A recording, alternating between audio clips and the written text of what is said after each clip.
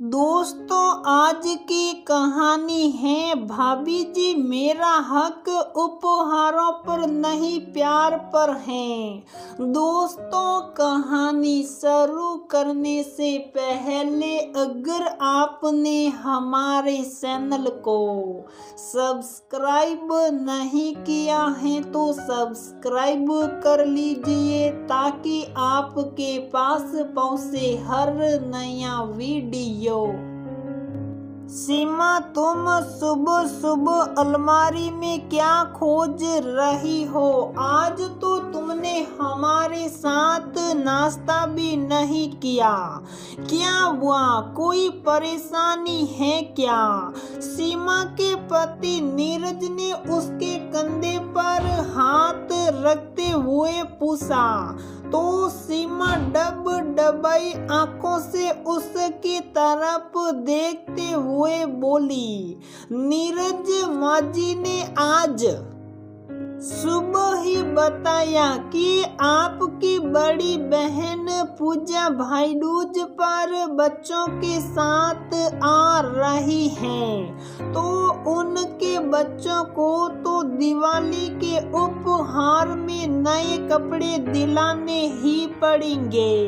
पर सोच रही हूँ कि दीदी को जो रक्षाबंधन पर मेरे भाई ने महंगी वाली साड़ी दी थी वही दे दूं, क्योंकि हमारा बजट इतना नहीं है न कि हम उनको नई साड़ी दिला सके। ऊपर से इस बार तो हमने घर की पुताई भी करवा ली, तो कैसे होगा सब, इसलिए वो साड़ी बाहर निकाल कर रख रही हूँ। सही कह रही हो तुम सीमा, इस बार तो बॉस ने बोनस भी नहीं दिया, पर वो साड़ी तुम्हारे भाई ने तुम्हें कितने प्यार से दी थी, तुम वो मत दो। मैं कुछ करता हूँ, तुम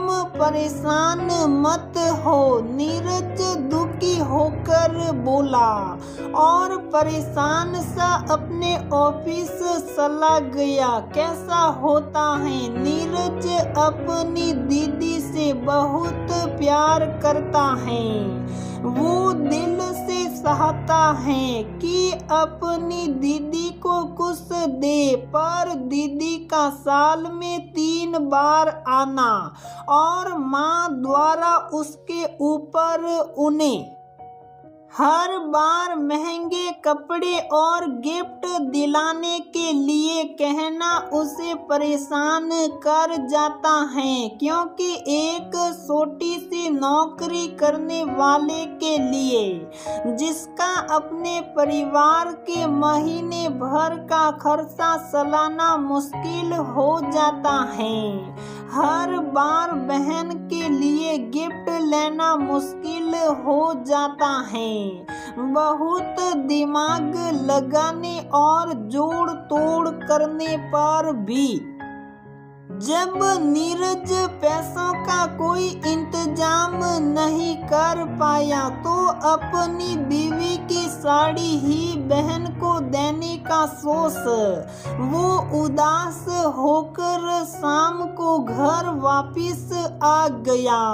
पर घर में सीमा के चेहरे की खुशी उसे कुछ समझ नहीं आ रही थी। सुबह पैसों का इतना गुणा भाग करने वाली सीमा शाम होते होते इतनी खुश होकर कैसे अपनी ननद के स्वागत की तैयारी करने में लगी थी। इसलिए नीरज ने सीधे से जाकर अपनी पत्नी से पूछ ही लिया, क्या बात है सीमा, बड़ी खुश लग रही हो। अब तुम्हें दीदी के आने और घर के बजट की चिंता नहीं हो रही, नहीं जिसकी ननद इतनी अच्छी हो जो बिना कहे ही सब समझ जाए, तो फिर हमें चिंता करने की कोई जरूरत ही नहीं है नीरज, सीमा ने सहकते हुए कहा। तो नीरज आश्चर्य से आंखें बड़ी करते हुए पूछा, मतलब? तो सीमा मुस्कुराते हुए बोली, मतलब अभी थोड़ी देर पहले पूजा दीदी का फोन आया था। वो था या आने से मना कर रही थी। जब मैंने उनके न आने का कारण पूछा तो उन्होंने सकुचाते हुए कहा कि भाभी भाई बहन के जितने भी त्योहार हैं एक शहर में होने के कारण में सारे आप लोगों के साथ ही मनाना चाहती हूँ।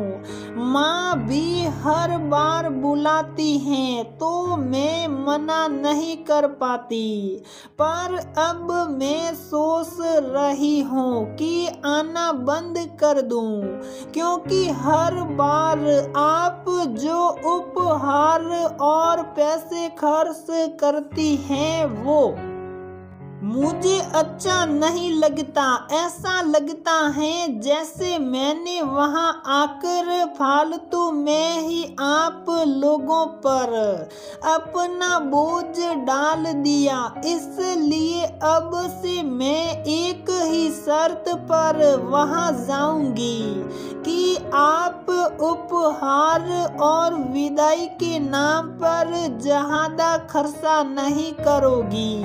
साल में एक बार तो फिर भी ठीक है, पर हर बार नहीं। तो तुम ने उनसे कहा नहीं कि ये उनका हक है। माँ भी तो यही कहती है। अगर मेरी आर्थिक स्थिति ठीक चल रही होती तो हमें कोई परेशानी भी नहीं है। इस सब से मैंने कहा था उनसे उनके हक के बारे में, पर उन्होंने बड़े प्यार से समझाया कि भाभी मेरा हक उपहारों पर नहीं आप सबके प्यार पर है। मैं वहाँ आऊं और उससे आपकी परेशानी बढ़ जाए तो स्वाभाविक तरीके से आप सबका प्यार मेरे लिए कम हो जाएगा, जो मैं बिल्कुल नहीं चाहती। अब आप या तो मेरी शर्त मानो, नहीं तो मैं अब त्योहारों पर आना बंद कर रही हूँ।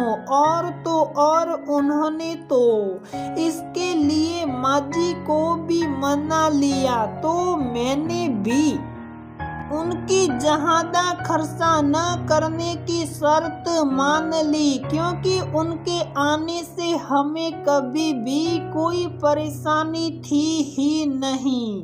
परेशानी तो बजट की थी। जब वो परेशानी खत्म हो गई तो मैं खुशी खुशी उनके स्वागत की तैयारी में लग गई।